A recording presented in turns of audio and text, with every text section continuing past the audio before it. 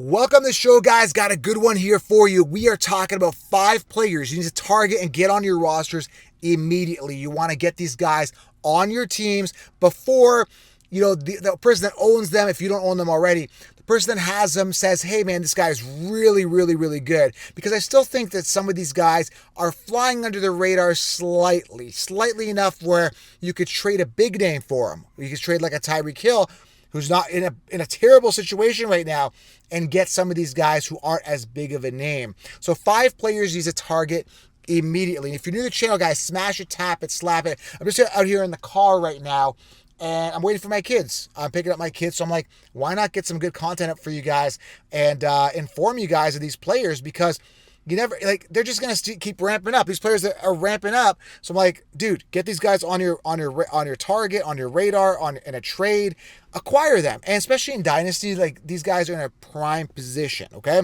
Hope you guys are doing well. We're entering NFL Week 6 right now. Go back and check the full recap. I did a recap episode yesterday, including waiver wire Week 6. Now, maybe one of these 2 guys may be available on waiver wire, and if so, pick them up, okay? So 5 players you must target. Again, drop your questions below. If you have any starts and sits questions, I'll try to get to as many as I can.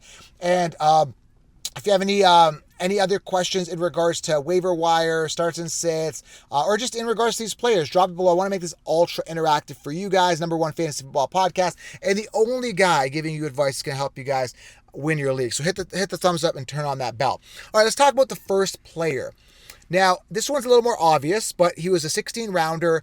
And I was screaming, and I was telling people Christian Kirk's not the one, and Brian Thomas Jr. is the one, and he was coming off rounds later. So I've got quite a bit of Brian Thomas Jr. stock, so I'm very happy with his last performance, and he has proven that he is the one. What do you have, 122 yards and a touchdown last game? He's getting tons of targets, man, and he is going to be a guy that's going to continue to elevate and step up as the team needs to win. And if Trevor Lawrence wants to do well, and he had a bad start to the year, terrible, he's got to target his #1 receiver. So Brian Thomas Jr. is a guy who's broken out at this point, but you could still probably get him. You could coerce a guy if you got a Tyreek Hill or another big name wide receiver who's not performing, or maybe sell high if you got T. Higgins, and if you got 16 rounds, you don't have T. Higgins. T. Higgins coming off a decent week.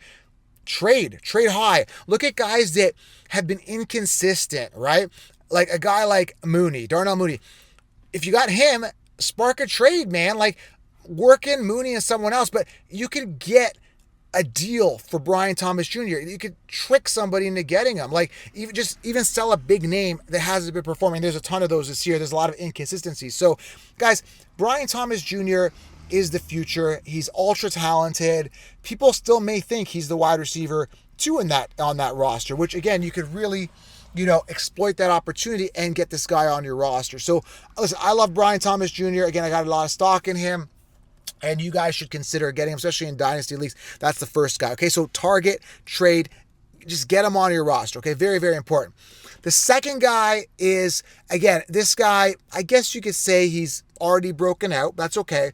Is Malik Nabers. Now, this guy is crushing it. He's a top 5 guy in targets already, man. And he missed a week. Now, you could possibly get him and say, hey, man, he was injured. It's a concussion, dude. He could have played this past week, but going into NFL Week 6, he's going to continue to get targeted. You could trade for him now and say, man, he's injury prone, and the other guy stepped up in New York, and get Slayton. People will buy that recency bias. There might be an opportunity right now to grab Malik Nabers or trade for him or something, right? So I love him, man. He's the future. Another guy that's really got his return on investment for his ROI. He was a 3rd round fantasy football draft pick. I got some stock in him. And he had a way better, he's looking better than Marvin Harrison. Now, Marvin Harrison had a bad week. I think he had 6 points the past week. So going into Week 6, it's okay, Malik Nabers is going to come back. He's going to be the alpha there in New York, and he's going to get the volume. So, again, you could probably swindle some guy in your league, or say, hey, man, dude, Malik Nabers is injury prone, just get rid of him or something, and spark a trade. Like I said, get rid of Tyreek Hill or something like that. You know what I'm saying? But there's an opportunity there. So he's the second guy you definitely want to target. #3. Now, this guy was on my podcast. He was on the show. We had a talk with him. If you haven't watched the episode, go back And he even said he was going to step up. The guy is a man of his word. But the guy I'm talking about was Rashid Shaheed. Now, Derek Carr is dealing with some sort of oblique injury, which, again, I'm not really concerned of. I think he's getting MRI at the time of this recording.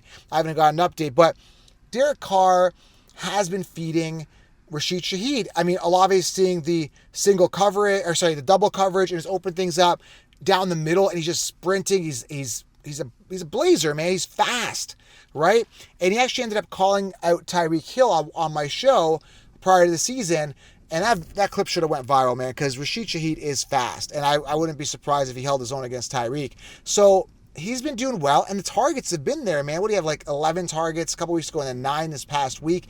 And again, the only concern right now is a Derek Carr injury to the oblique, so look into that. But either way, this guy is primed to get volume. He's been looking really good.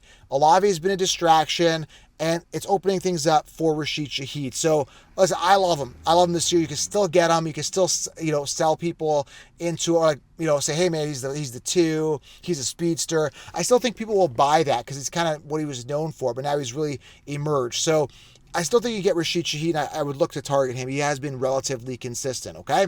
I got 2 running backs here, guys, I want to go over. Before I get into that, though, guys, if you have not done this yet, go right now, mybookie.ag. That's a site I use. That's a site I trust. Use code FFC.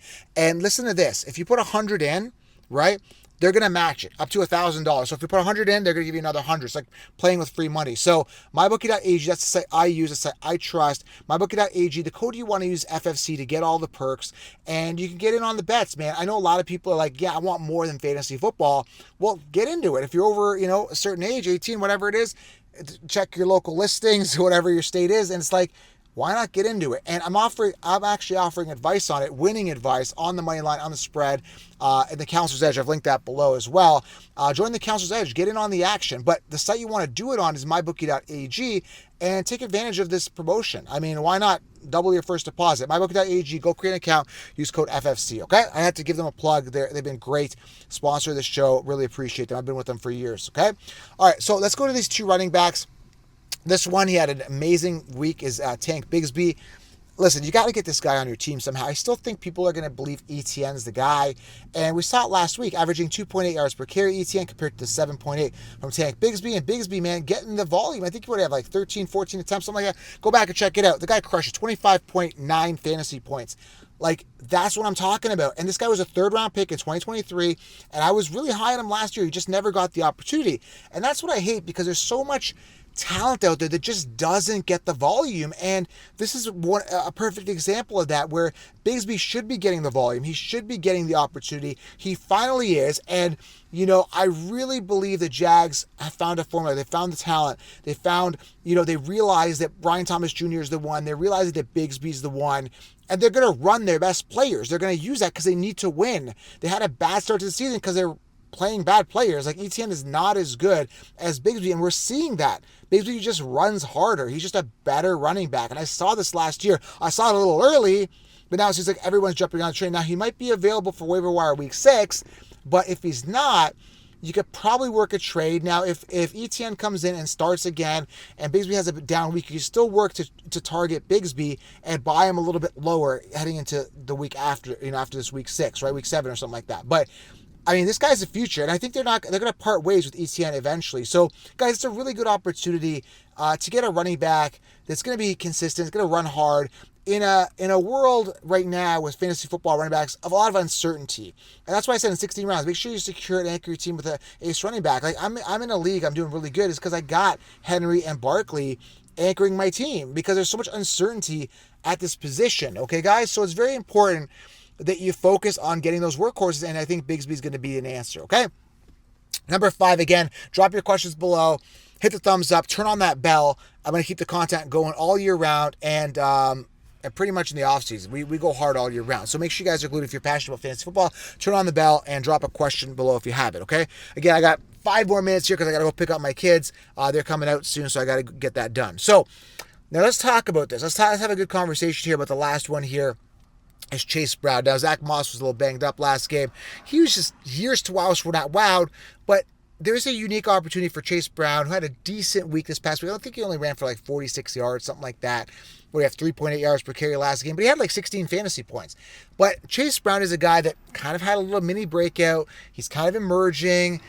Moss got banged up, and Moss, here's to Wild, we're not wowed. And Chase Brown is in a relatively good situation where he's going to get fed. He's going to get the target. He's going to get the volume, right? They didn't draft another running back. They didn't bring in a stud. And this is what I said going into the season. Now, Bigsby was on my radar a little. I didn't get any stock, but I'm like, there's a unique opportunity for him to emerge because he heard it at a training camp. And he heard the same thing with Chase Brown. Like, there's an opportunity for him, right? Because the guy in front of him isn't that good, right? And we saw an injury to Aaron Jones this year. He's not a true RB1, but he's been doing well. I think he's kind of day-to-day. He's going to be back, I think. But, there's certain guys where, like, I think they're fake and phony running backs where the guy behind him is really going to emerge. And you see Jonathan Taylor getting hurt. He's kind of showing signs of that. He's continuing on with that trend. Fool me once, shame on you. What is it? Fool me once, shame on you. Fool me twice, shame on me, or whatever. It's like these running backs have shown us signs, and Zach Moss, years to Wild, we're not wowed. So going back to what I'm saying, there's a unique opportunity here, guys, for Chase Brown to really, really get it done in an offense that could be really, really good and continue to be good. We saw Jamar Chase starting to take off, do well. Burrow's kind of getting into a little bit of a groove now. So Chase Brown's another guy you want to target. So, guys, if you have any questions, drop them below. But look to target these people, man. Look to target these players. Brian Thomas Jr., Rashid Shaheed, Malik Nabers. I know Malik's going to be a little expensive now, but the fact that he was out last week. Tank Bigsby, Chase Brown. Look to target these guys.